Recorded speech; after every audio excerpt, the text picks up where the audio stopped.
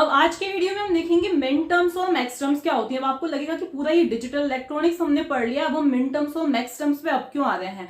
तो उसका रीजन ये है कि मुझे कैनोनिकल फॉर्म या स्टैंडर्ड फॉर्म से रिलेटेड कुछ न्यूमेरिकल्स, कुछ क्वेश्चंस आपको करवाने हैं जो एग्जाम में आते हैं। तो उसके लिए पहले आपका मिन टर्म्स और मैक्स टर्म्स का जो कंसेप्ट है वो बिल्कुल क्लियर होना चाहिए। ओके, तो अब हम आते हैं इस टॉपिक पे। तो देखो मिन टर्म क्या होती है। सबसे पहले सपोज हमें एक वेरिएबल या एक लिटरल दिया हुआ है, सपोज एक्स दिया हुआ है। तो एक्स को आप क्या लिख सकते हो, आइदर एक्स का कॉम्प्लीमेंट फॉर्म में लिख सकते हो जिसे कि प्राइम्ड फॉर्म बोला जाता है, या तो फिर आप क्या लिख सकते हो, सिंपली एक्स लिख सकते हो। ठीक है, तो मतलब इस एक वेरिएबल के भी कितने कॉम्बिनेशन से, दो है। आइदर आप एक्स लिख सकते हो या एक्स का कॉम्प्लीमेंट लिख सकते हो। ठीक है, लेकिन यही अगर आपको दो वेरिएबल्स दिए हुए हो एक्स और वाई, ठीक है, अब अगर कोई बोले कि आपको इनका एंड कॉम्बिनेशन लेना है, मतलब इनको आपको एंड गेट की हेल्प से क्या करना है, एंड ऑपरेशन की हेल्प से क्या करना है, कंबाइन करना है। ओके, तो आइदर आप क्या कर सकते हो, एक्स और वाई के भी कॉम्प्लीमेंट भी हो सकता है, प्राइम्ड भी हो सकता है, अनप्राइम्ड भी हो सकता है।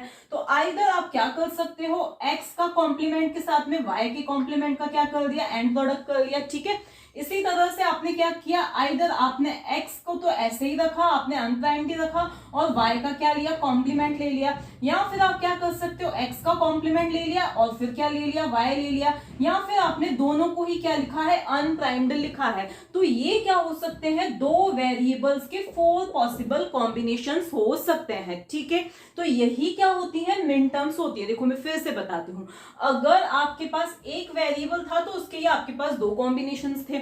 इसी तरह से अगर आपको दो वेरिएबल्स दिए हुए हैं और उनके बीच में आपको क्या लगाना है, एंड ऑपरेशन लगाना है, तो आप उनको कुछ इस तरह से लिख सकते हो, या तो दोनों के कॉम्प्लीमेंट के बीच में एंड, या तो एक का कॉम्प्लीमेंट नहीं है दूसरे के कॉम्प्लीमेंट के बीच में एंड। तो ये क्या हो सकते हैं, इनके 4 कॉम्बिनेशंस हो सकते हैं। तो कुल मिला के अगर आपको यही आपको क्या दिए हुए हैं, 3 वेरिएबल्स दिए हुए हैं एक्स वाई एंड जेड, तो उनके टोटल कितने कॉम्बिनेशंस हो, इनकी आपको क्या निकालनी है, एंड टर्म्स निकालनी है। इन तीनों के बीच में क्या लगाना है, एंड प्रोडक्ट लगाना है, एंड ऑपरेशन परफॉर्म करना है। Okay sorry, and operation perform करना है। तो आप क्या कर सकते हो, अगेन आपके पास कितने कॉम्बिनेशंस आ जाएंगे, 2⁻³ मतलब क्या आ जाएंगे, 8 कॉम्बिनेशंस आ जाएंगे। यहां तक क्लियर है। तो इसी तरह से अगर आपके पास n वेरिएबल्स हैं तो उनके टोटल आपके पास कितनी एंड टर्म्स बन सकती हैं, 2⁻n एंड टर्म्स बन सकती हैं। इन एंड टर्म्स को ही क्या बोला जाता है, मिन टर्म्स बोला जाता है। ओके, अब कैसे, तो अभी हम देखते हैं। सपोज हमें क्या दिए हुए हैं, ये 3 वेरिएबल्स दिए हुए हैं एक्स वाई एंड जेड। क्या दिए हुए हैं, 3 वेरिएबल्स दिए हुए हैं एक्स वाई एंड जेड। अब आपको पता है कि इन तीनों की वैल्यू क्या हो सकती है, या तो तीनों 0 हो सकते हैं, ठीक है, या तो क्या हो सकता है, ये 0 ये 0 ये 1 हो सकता है, या तो ये 0 ये 1 ये 0 हो सकता है। तो इसी तरह से ये टोटल कितने कॉम्बिनेशंस बने इन 3 वेरिएबल्स के, 8 कॉम्बिनेशंस बने हैं। क्या बने हैं, 8 कॉम्बिनेशंस बने हैं। अब अगर कोई बोले आपको कि इनकी आप क्या निकालो, मिन टर्म्स निकालो, क्या निकालो आप, मिन टर्म्स निकालो, तो आप कैसे निकालोगे। तो अब हम क्या करते हैं, इनकी मिन टर्म्स निकालते हैं। ओके, तो मिन टर्म्स मतलब आप क्या समझ लो, एंड टर्म्स, मतलब उन वेरिएबल्स के बीच में आपको क्या लगाना है, एंड ऑपरेशन परफॉर्म करना है। ओके, तो अब हम आते हैं इन पे। तो यहां पर अब मिन टर्म्स निकालने का रूल क्या होता है, फर्स्ट रूल तो मैं आपको बार बार बता रही हूं, क्या होता है कि आपको एंड ऑपरेशन क्या करना है, परफॉर्म करना है। ओके, मतलब इन 3 वेरिएबल्स के बीच में आपका क्या होना चाहिए, एंड ऑपरेशन परफॉर्म होना चाहिए। अब कैसे, तो मिन टर्म्स के केस में 0 है तो उसके लिए हम क्या करते हैं, उस वेरिएबल का प्राइम निकाल, मतलब उस वेरिएबल का क्या करते हैं, कॉम्प्लीमेंट निकालते हैं। क्या निकालते हैं, कॉम्प्लीमेंट निकालते हैं।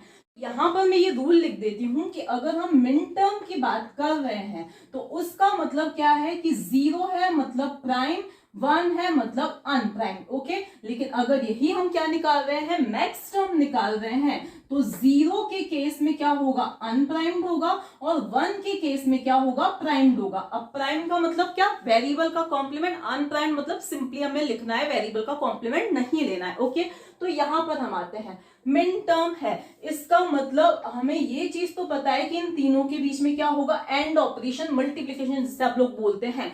लॉजिकली हम देखें तो एंड ऑपरेशन परफॉर्म होता है। ठीक है, तो इनके बीच में क्या होगा, एंड ऑपरेशन परफॉर्म होगा। ओके, लेकिन हम मिन टर्म की बात कर रहे हैं तो जीरो मतलब प्राइम, तो यहां पर क्या है, x की वैल्यू जीरो है मतलब इसको हम कॉम्प्लीमेंट करेंगे, y की वैल्यू जीरो कॉम्प्लीमेंट, z की वैल्यू जीरो कॉम्प्लीमेंट। ठीक है, इसी तरह से हम 0 0 1 के लिए निकाले तो x की वैल्यू जीरो तो x का कॉम्प्लीमेंट, y की वैल्यू जीरो मतलब y का कॉम्प्लीमेंट, z की वैल्यू 1 मतलब हम z को अनप्राइम ऐसे ही लिख देंगे। इसी तरह से हम बाकी के लिए देखें तो x की वैल्यू जीरो मतलब x का कॉम्प्लीमेंट, y की वैल्यू 1 मतलब हम अनप्राइम लिखेंगे, सिंपली लिखेंगे, z की वैल्यू जीरो मतलब हम z का कॉम्प्लीमेंट लिखेंगे। इसी तरह से हम बाकी सारी लिख सकते हैं, तो यहाँ पे हम क्या लिखेंगे, x complement y z, x y complement z complement, फिर यहाँ पे क्या आ जाएगा x y कॉम्प्लीमेंट z, फिर यहाँ पे क्या आ जाएगा x y z कॉम्प्लीमेंट, फिर यहाँ पे क्या आ जाएगा x y z। तो यहाँ पर अब इन्हीं का अगर हम डेसिमल इक्विवेलेंट देखें, किनका, इनका, तो ये क्या है, 0 है, ये 1 है, ये 2 है, ये 3 है, ये 4 है, ये 5 है, ये 6 है, ये 7 है, तो टोटल हो गई है 8। तो ये जो हमने लिखी है, जो एंड या हम क्या बोले प्रोडक्ट टर्म्स जो हमने लिखी हैं, जिसमें हो क्या रहा है, अब ध्यान से सुनना, जिसमें हो क्या रहा है, हर एक लिटरल है। अगर हम 3 वेरिएबल्स की बात करें, 3 लिटरल्स की बात करें तो तीनों वेरिएबल्स इसमें अवेलेबल हैं, ये तीनों अवेलेबल हैं। इनकी ये जो वैल्यू है ये किस पे डिपेंड कर रही है, 0 है तो कॉम्प्लीमेंट है, और अगर 0 नहीं है तो 1 है तो कॉम्प्लीमेंट नहीं है। तो ये मैंने आपको बता दिया कि हम ये मिन टर्म्स कैसे लिखते हैं, जिसमें हर एक वेरिएबल अवेलेबल होना चाहिए और बीच में क्या होना चाहिए, एंड ऑपरेशन परफॉर्म होना चाहिए। ठीक है, लेकिन अगर हम इसको रिप्रेजेंट मतलब इनको कैसे लिखा जाता है, तो हम क्या लिखेंगे, इनको कैसे रिप्रेजेंट किया जाता है, तो अब हम क्या लिखेंगे, इसके लिए देखो स्मॉल m लिखा जाता है, मिन टर्म के लिए क्या लिखा जाता है, स्मॉल m से डिनोट किया जाता है। ठीक है, स्मॉल m हमने यहाँ पे लिखा, उसके बाद अब देखो इसका डेसिमल क्या है, 0 है, तो यहाँ पर हम 0 लिख देंगे। तो जहां भी अगर आपको न्यूमेरिकल में सिंपली ये दिया हुआ है तो आप उसको m0 लिख सकते हो। ओके, इसी तरह से यहाँ पर भी हमने हर जगह पे पहले क्या लिख दिया, स्मॉल m लिख दिया, यहाँ पे लिख दिया हमने। इसके बाद में हम क्या करेंगे, तो इसके बाद में यहाँ पर ये क्या है, 1 है, तो यहाँ पर 1, यहाँ पर 2, यहाँ पर 3, यहाँ पर 4, 5, 6, 7। तो इस तरह से हम क्या कर सकते हैं, मिन टर्म्स लिखी हमने और उनको इस तरह से हम क्या कर सकते हैं, रिप्रेजेंट कर सकते हैं। तो ये क्या है, मिन टर्म्स, जो कि प्रोडक्ट टर्म्स होती है, जिसमें हर एक वेरिएबल क्या होता है, अगर हम 3 वेरिएबल्स के लिख रहे हैं तो 3, 4 है तो 4, हर एक वेरिएबल अवेलेबल होता है उसमें। ओके, मतलब कोई भी एक इसमें एब्सेंट नहीं होता है। ओके, तो ये क्या है, मिन टर्म्स हो गई। अब हम आते हैं मैक्स टर्म्स पे। अभी मैं बाद में आपको एक और क्वेश्चन भी बताऊंगी जिसमें हम किसी ट्रुथ टेबल में से हम बुलियन फंक्शन किस तरह से मिन टर्म्स और मैक्स टर्म्स के फॉर्म में निकाल सकते हैं। ठीक है, तो अब हम किस पे आते हैं, मैक्स टर्म्स पे आते हैं। तो मैक्स टर्म्स क्या होती हैं, तो जैसे हमने क्या देखा कि ये जो 2 वेरिएबल थे उनके बीच में एंड ऑपरेशन हमने क्या किया है, परफॉर्म किया है। क्या किया है, एंड ऑपरेशन परफॉर्म किया है और ये 4 कॉम्बिनेशंस मिले। इसी तरह से अगर हम उन 2 वेरिएबल्स के बीच में और ऑपरेशन भी परफॉर्म करते हैं, जिसे इस प्लस से डिनोट किया जाता है, तो अगेन हमें 4 कॉम्बिनेशंस मिलेंगे। ठीक है, तो जैसे हमने यहाँ पे क्या किया है, एंड ऑपरेशन परफॉर्म किया है, वैसे ही मैक्स टर्म्स क्या होती हैं, सम टर्म्स होती हैं, उसमें क्या होता है, और ऑपरेशन परफॉर्म किया जाता है। कैसे अब हम करेंगे, तो ये वाला रूल आपको क्या रखना है, ध्यान रखना है। तो पहले हम क्या लिखते हैं, मैक्स टर्म्स लिखते हैं। अब मैंने आपको मैक्स टर्म के लिए क्या बताया था, और ऑपरेशन परफॉर्म किया जाता है। तो अगर मुझे इसके करस्पॉन्डिंग मैक्स टर्म लिखनी है तो मैं क्या लिखूंगी, देखो और ऑपरेशन परफॉर्म करना है तो x, y और z के बीच में क्या होगा, और ऑपरेशन परफॉर्म होगा। अब बात आती है कि इन्हें प्राइम किया जाएगा या नहीं किया जाएगा, कॉम्प्लीमेंट किया जाएगा या नहीं किया जाएगा। तो अब आप रूल देखो, मैंने क्या बताया था, मिन टर्म में 0 मतलब कॉम्प्लीमेंट लेना है, 1 है मतलब कॉम्प्लीमेंट नहीं लेना है। लेकिन अगर हम मैक्स टर्म की बात करें तो 0 मतलब अनप्राइम, मतलब हमें कॉम्प्लीमेंट नहीं लेना है। तो यहाँ पर x है, यहाँ पर तीनों ही 0 है, मतलब मैंने तीनों का ही कॉम्प्लीमेंट नहीं लिया है। ओके, लेकिन अगर मैं इसके लिए देखूं तो देखो यहाँ पर पहले तो मैं सभी के लिए क्या लिख देती हूँ, x और y और z लिख देती हूँ। ठीक है, फिर उसके बाद में मुझे ओनली क्या लगाना रहेगा, कॉम्प्लीमेंट, जहां जहां पर जरूरी है वहां पर। ओके, तो ये मैंने यहां तक लिख दिया। अब आप पहले इसको समझ लो, देखो क्या होगा, यहाँ पर जीरो है, एक्स और वाई दोनों जीरो है, तो उनको मुझे अनप्राइम मतलब कॉम्प्लीमेंट नहीं लगाना है। लेकिन जेड की वैल्यू क्या है, 1 है, तो मुझे यहाँ पे क्या लगा देना है, कॉम्प्लीमेंट लगा देना है। इसको भी हम वेरीफाई भी करके देखेंगे भाई ऐसा क्यों हो रहा है। इसके बाद में यहाँ पर देखो जीरो है मतलब मुझे कॉम्प्लीमेंट नहीं लेना है, लेकिन 1 है मतलब मुझे कॉम्प्लीमेंट ले लेना है। फिर जीरो है तो अनप्राइम, कॉम्प्लीमेंट नहीं लेना है। फिर 0 1 1 तो y और z पर क्या ले लेंगे हम, कॉम्प्लीमेंट। फिर 1 0 0 तो ओनली x पर कॉम्प्लीमेंट और y और z पर कॉम्प्लीमेंट नहीं आएगा। ओके, इसके बाद में 1 0 1 तो किस पर, यहाँ पर देखो x और y और z लिखा मैंने। इसके बाद में कॉम्प्लीमेंट ओनली किस पर आएगा, x और z पर, तो x और z का क्या आ जाएगा, कॉम्प्लीमेंट आ जाएगा। फिर मैं इसके लिए अगर मैक्स टर्म लिखूं इन दोनों के लिए, तो देखो यहाँ पर क्या आ जाएगा, x और y पर कॉम्प्लीमेंट आएगा और z पर कॉम्प्लीमेंट नहीं आएगा। इसके बाद में 1 1 1 तो तीनों का ही क्या हो जाएगा, कॉम्प्लीमेंट हो जाएगा। अब हम देखें कि इसको किस तरह से रिप्रेजेंट किया जाता है। तो जैसे इसके लिए क्या होता है, मिन टर्म के लिए स्मॉल m होता है, तो मैक्स टर्म के लिए क्या होता है, कैपिटल M होता है। क्या होता है, कैपिटल M होता है। तो यहाँ पर मैंने कैपिटल M लिख दिया। इसके बाद यहाँ पे क्या आता है, इनका डेसिमल इक्विवेलेंट आता है। तो ये क्या हो गई हमारी मिन टर्म्स और मैक्स टर्म्स। अब हम देखते हैं कि अगर हमें एक ट्रुथ टेबल दी हुई है तो हम उसका बुलियन फंक्शन किस तरह से निकाल सकते हैं। अब हमें ये दे रखी है ट्रुथ टेबल, ये x y z 3 वेरिएबल्स है और हमें क्या दे रखा है कि फंक्शन है जिसकी वैल्यू 1 हमें यहाँ और यहाँ पे मिल रही है। चलो हम एक और इसमें इंक्लूड कर देते हैं कि यहाँ पर भी हमें क्या मिल रही है, इसकी वैल्यू, इस फंक्शन की वैल्यू 1, दैट इज आउटपुट हमें 1 कहाँ मिल रहा है, यहाँ पर। जब x y और z की वैल्यू क्या है, 0 है यहाँ पर, मतलब जब x y z की वैल्यू 0 1 0 है। तो अब हम इसका बुलियन फंक्शन किस तरह से निकालेंगे, तो यहाँ पर हम क्या लिख देंगे, f1। ठीक है, अब हमें देखना है कि f1 हमें 1 कहाँ पर मिल रहा है, यहाँ पर। तो पहले हम इसके लिए देखते हैं, ध्यान से देखना है। 1 हमें कब मिल रहा है, जब x की वैल्यू 0 है, साथ ही y की वैल्यू 0 है, साथ ही z की वैल्यू भी 0 है।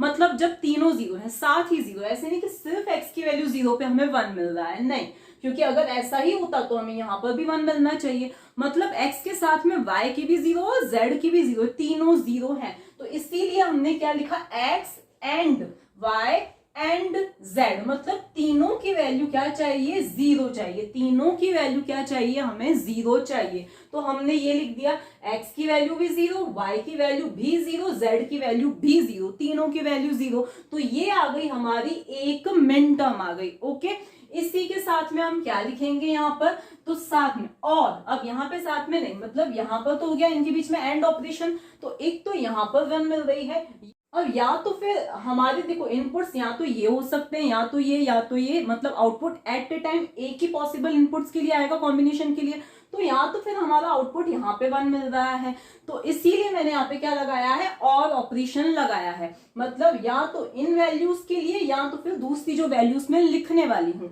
तो फिर 1 मुझे कहाँ मिल रही है, जब x की वैल्यू क्या है, 0 है। क्या है, x की वैल्यू 0 है, मतलब मैं क्या लिखूंगी, x का कॉम्प्लीमेंट लिखूंगी। या तो फिर क्या है, y की वैल्यू 1 है, तो मैं y को सिंपली लिखूंगी, और z की वैल्यू क्या है, 1 है। तो इनके बीच में भी क्या होगा, एंड ऑपरेशन परफॉर्म होगा।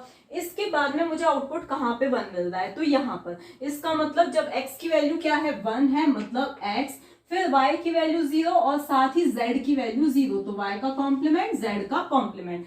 फिर मुझे 1 कहाँ मिल रहा है, यहाँ पर, जब तीनों की वैल्यू क्या है, 1 1 1 है। तो मैं यहाँ पे लिख देती हूँ x and y and z, मतलब जब ये तीनों ही क्या है, 1, इसीलिए एंड ऑपरेशन लगाया है। तो इस तरह से ये मैंने क्या लिखा है, सम ऑफ मिन टर्म्स के फॉर्म में इस बुलियन फंक्शन को लिख दिया है। इसी को हम सम ऑफ प्रोडक्ट भी बोलते हैं। क्यों सम ऑफ मिन टर्म्स बोला, क्योंकि यहाँ पे मिन टर्म्स का क्या हो रहा है, सम हो रहा है। अब इस वाली को हम क्या लिख सकते हैं, स्मॉल m0, क्योंकि मैं मिन टर्म्स के फॉर्म में इस बुलियन फंक्शन को लिख रही हूँ। इसी को अभी हम मैक्स टर्म्स के फॉर्म में भी लिखेंगे। फिर यहाँ पर और ऑपरेशन, यहाँ पे गलती से मैं यहाँ पे कॉम्प्लीमेंट लगाना भूल गई थी, तो यहाँ पे क्या आ जाएगा, कॉम्प्लीमेंट आ जाएगा। ओके, तो यहाँ पर इसको मैं क्या लिख सकती हूँ, 0 1 0, मतलब क्या लिखूंगी, m2, 0 1 0 मतलब 2। फिर यहाँ पर ये क्या है, 1 0 0, 1 0 0 का मतलब क्या होता है, 4 होता है। तो यहाँ पे मैं क्या लिख दूंगी, m4 लिख दूंगी। फिर ये क्या है 1 1 1 1 1 1 का मतलब क्या होता है 7, तो यहाँ पे मैंने लिख दिया M7। तो ये क्या हो गई हमारी सम ऑफ मिन टर्म्स हो गई है, इसे हम सम ऑफ प्रोडक्ट्स भी बोल सकते हैं, ठीक है। अब यहाँ पर देखो, अब इसी से हम डिराइव करेंगे हमारी मैक्स टर्म्स। अब यहाँ पर देखो ये क्या है कि F1 की वैल्यू हमें 1 कहाँ मिल रही है। अगर हमें इसी का निकालना है कॉम्प्लीमेंट, क्या निकालना है कॉम्प्लीमेंट, कॉम्प्लीमेंट पर बेस में क्वेश्चंस बाद में और करवाऊंगी। इसी का हमें क्या निकालना है कॉम्प्लीमेंट निकालना है। तो ये बोल रहा था कि इसकी वैल्यू इसकी वैल्यू 1 कहाँ है, तो कॉम्प्लीमेंट का मतलब क्या हो जाएगा कि F1 की वैल्यू 0, मतलब आउटपुट 0 कहाँ मिल रहा है वो बताएगा कॉम्प्लीमेंट। ये क्या बता रहा था कि आउटपुट 1 कहाँ है, ये क्या बताएगा कि आउटपुट 0 कहाँ पर है। ओके, तो आउटपुट हमारा 0 कहाँ पर है, यहाँ पर है। तो इसको हम क्या लिख सकते हैं, तो x का कॉम्प्लीमेंट, y का कॉम्प्लीमेंट और साथ में हम क्या लिखेंगे z लिखेंगे। और अब हमारा 0 कहाँ पर है, यहाँ पर है, तो x का कॉम्प्लीमेंट y z, तो x का कॉम्प्लीमेंट साथ में y z। ओके, फिर हम यहां पर आए तो ये क्या है x y कॉम्प्लीमेंट z, तो x y कॉम्प्लीमेंट और z लिख दिया मैंने, मतलब और मैं बोल रही हूँ, अदरवाइज इनके बीच में एंड ऑपरेशन है। इसके बाद में हमारा आउटपुट जो है वो 0 कहां पर है, यहाँ पर है, तो x y z कॉम्प्लीमेंट, तो x y z कॉम्प्लीमेंट ये लिख दिया मैंने, ठीक है। अब हम क्या निकालें, इसका फिर से कॉम्प्लीमेंट निकालें। तो आपको पता ही है कि F1 का कॉम्प्लीमेंट का कॉम्प्लीमेंट, क्योंकि x के कॉम्प्लीमेंट का कॉम्प्लीमेंट क्या होता है, x ही होता है, तो इसके कॉम्प्लीमेंट का जब हम फिर से कॉम्प्लीमेंट करेंगे तो हमें सिंपली क्या मिलेगा, F1 ही मिलेगा अगेन अगर हम कॉम्प्लीमेंट लें तो। ओके, इसके बाद में हम क्या देखें, अगेन मैंने यहाँ पे क्या लिया है कॉम्प्लीमेंट लिया है, इसका मतलब फिर आउटपुट 1 कहाँ पर है, हम ये कहना चाह रहे हैं। तो अब हम यहाँ पर देखें, तो अब इसका भी हमें क्या ले लेना है, इस पूरे का हमें क्या ले लेना है, कॉम्प्लीमेंट ले लेना है। अब आपको डी मॉर्गन्स थ्योरम अच्छी तरह से पता है क्या होती है, ए और बी और सी का होल कॉम्प्लीमेंट क्या होता है, ए का कॉम्प्लीमेंट इस और की जगह क्या आ जाएगा, एंड हो जाएगा, फिर बी का कॉम्प्लीमेंट इस और की जगह क्या हो जाएगा, एंड हो जाएगा, फिर सी का कॉम्प्लीमेंट। तो हमारा अगर मैं इस पूरे का कॉम्प्लीमेंट लेती हूँ, एक स्टेप मैंने हटा दी है, तो क्या हो जाएगा, इसका इंडिविजुअल कॉम्प्लीमेंट मतलब x complement, y complement, z का होल कॉम्प्लीमेंट, फिर और की जगह आ जाएगा एंड, फिर इस x कॉम्प्लीमेंट इसका भी इंडिविजुअल कॉम्प्लीमेंट आ जाएगा, फिर इसके बाद में इस और की जगह एंड आ जाएगा, फिर इसका भी क्या आ जाएगा, इंडिविजुअल कॉम्प्लीमेंट आ जाएगा, और फिर इसकी जगह और की जगह क्या आ जाएगा, एंड आ जाएगा, और x y z कॉम्प्लीमेंट का होल कॉम्प्लीमेंट। ठीक है, अब इसके आगे हम इसको सॉल्व करते हैं। तो यहाँ पे फिर से क्या लगेगी, डी मॉर्गन्स थ्योरम।